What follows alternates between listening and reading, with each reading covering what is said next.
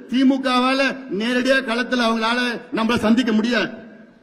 அந்த தைரியம் திமுகவுக்கு இல்ல. எப்படியாவது திமுக அடுத்த ஆண்டு ஆட்சிக்கு வந்துடணும். அதற்கு எந்தெந்த கட்சி எதிரில் யார் யார் இருக்காங்களோ எப்படியாவது உடைக்கணும், பிளவணும், குழப்பம் பண்ணணும். அந்த எண்ணத்துல தான் இப்ப நடவடிக்கைகளை இறங்கி இருக்கிறாங்க. இது வெற்றி பெறாது, இது வெற்றி பெறாது. இதையெல்லாம் உடைத்து எறிவோம், உடைத்து எறிவோம். நான் விட போறது கிடையாது. என் மேல விமர்சனம், இப்படி விமர்சனம், நான் என்னமோ காசு வாங்கிட்டேன், நான் அது வாங்கிட்டேன், இது வாங்கிட்டேன். என் கட்சிக்கும் என்னுடைய சமுதாயத்துக்கும் நான் துரோகம் பண்ணனா அதுதான் என் வாழ்நாளில் கடைசி நாளாக இருக்கும்.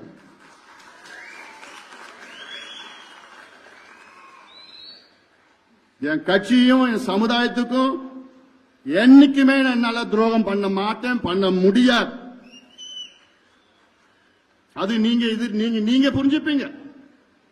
என்னை பத்தி உங்களுக்கு நல்லா தெரியும். ஆனால் நம்ம கட்சிக்குள்ள சில சூழ்ச்சியாளர்கள் இருக்காங்க. நான் இன்னைக்கு துரோகின்னு சொல்ல மாட்டேன், இன்னும் அந்த லெவலுக்கு போல. அவங்க இன்னைக்கு சூழ்ச்சியாளர்களா இருக்கிறாங்க.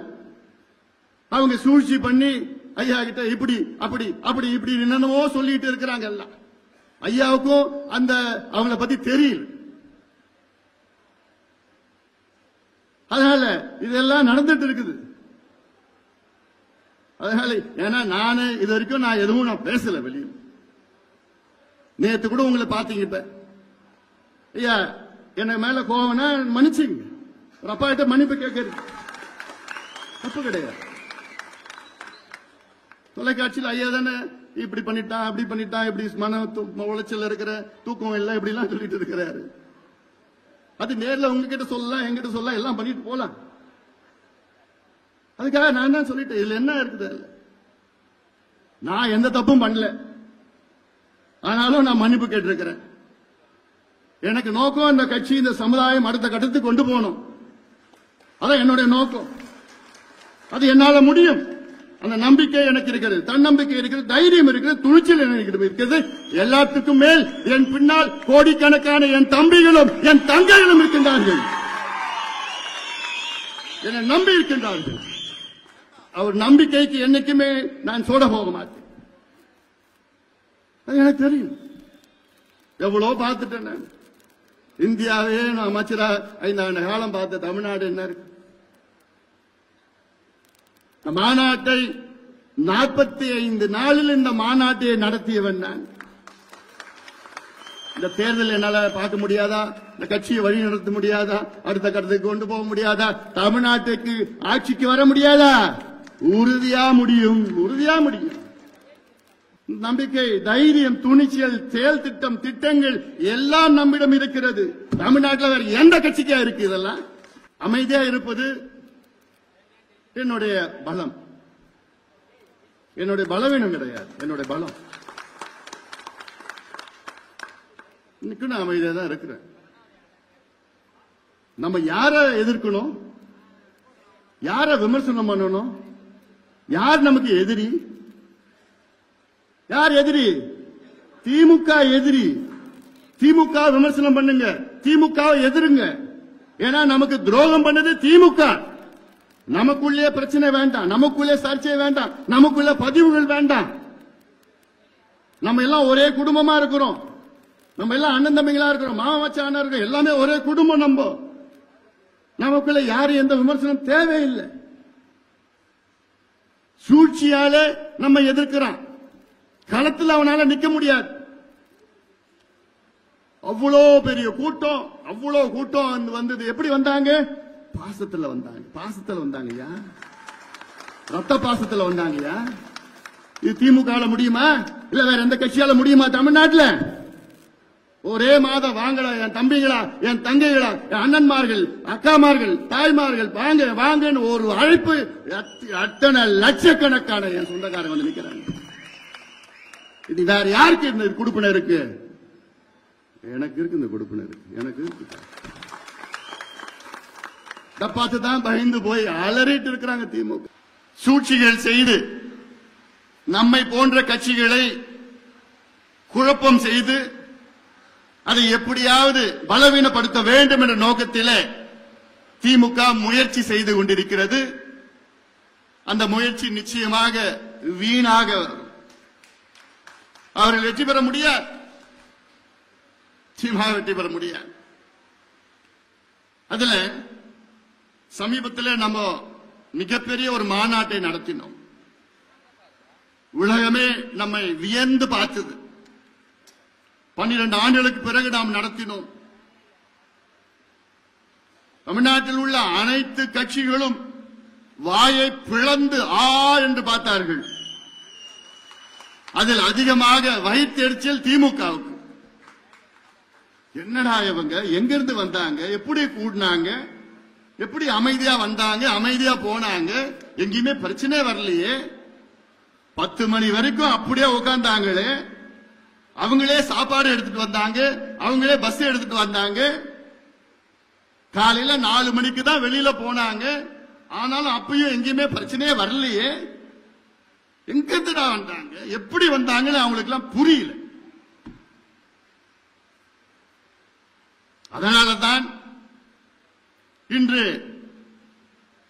இதை எப்படியாவது பலவீனப்படுத்த வேண்டும், நம் கட்சியை பலவீனப்படுத்த வேண்டும், நம் சமுதாயத்தை பலவீனப்படுத்த வேண்டும் என்ற நோக்கம் திமுகவுக்கு இருக்கிறது. காரணம், அந்த மாநாட்டிலே நான் பேசிய பேச்சு உங்களுக்கு தெரியும். வன்னிய சமுதாயத்துக்கு துரோகம் செய்தது திமுக என்று பகிரங்கமாக குற்றச்சாட்டு நான் வைத்தேன். இந்த தேர்தலில் ஒரே ஒரு வன்னியர் கூட திமுகவுக்கு வாக்களிக்க கூடாது என்று அந்த தேர்தல் அந்த மாநாட்டிலே நான் பேசினேன். காரணம், இந்த சமுதாயத்திற்கு திமுக செய்த மிகப்பெரிய துரோகம் அது. 4 மாதம் நம்ப வைத்து கழுத்தறுத்து விட்டது திமுக.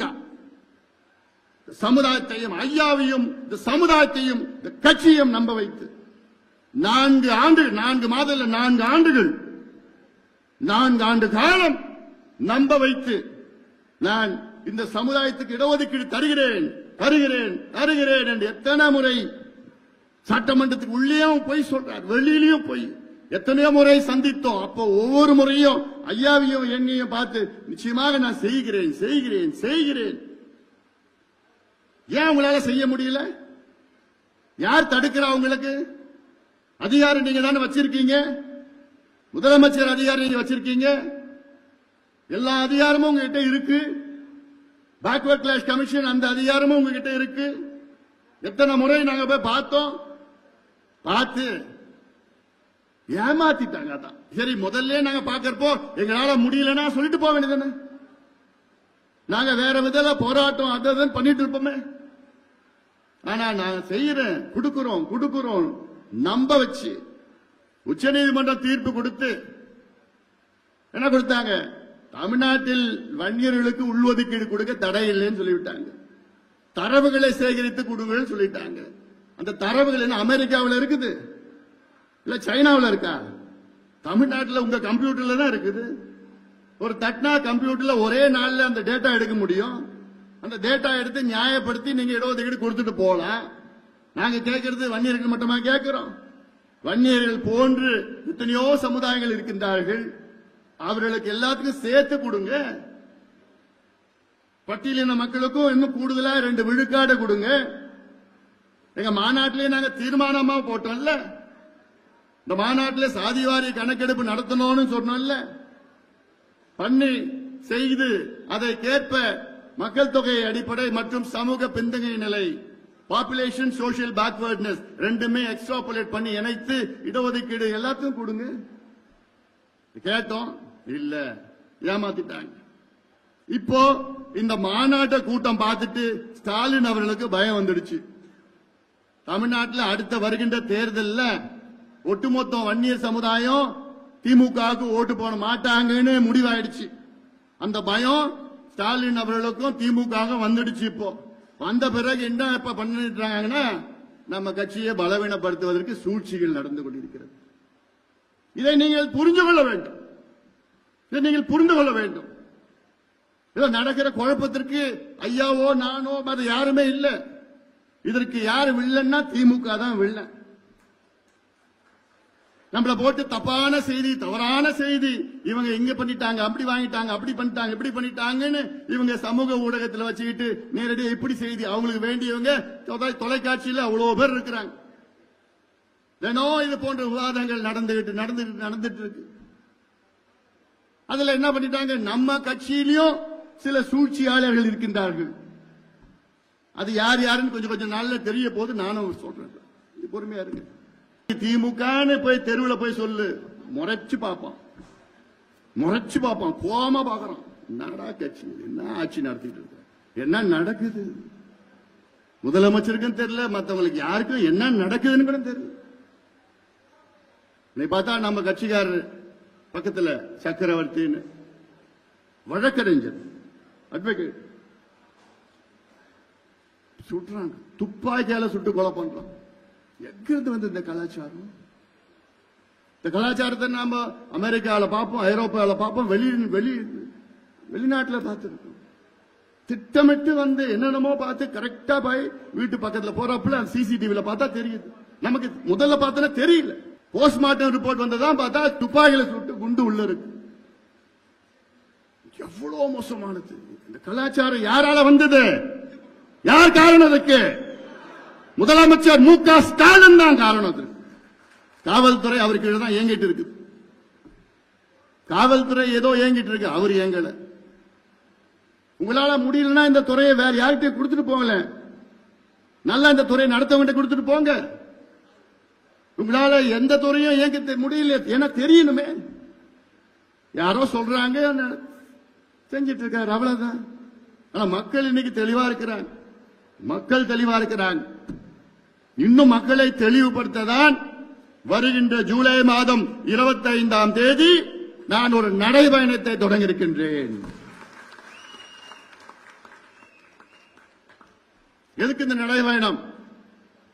இந்த ஆட்சியை, திமுக ஆட்சியை அகற்ற வேண்டும் என்ற நடைபயணம். போதும், இவர்கள் ஆண்டது போதும், தமிழ்நாட்டை நாசப்படுத்தியது போதும்.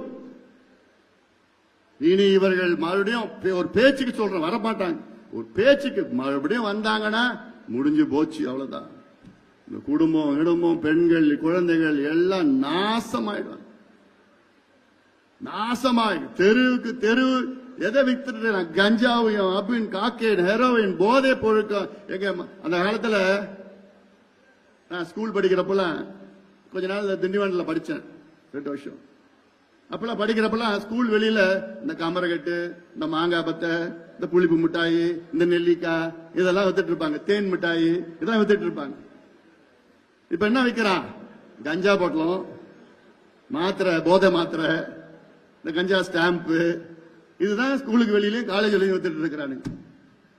இது திமுக தெரியாம இருக்கு விற்க முடியும்? காவல்துறை தெரியாம விற்க முடியும்? இல்ல, அவன் தெரிஞ்சுதான் வித்துட்டு இருக்கிறான். என்னன்னா அதுல கமிஷன், எதுலயும் விட மாட்டானுங்க.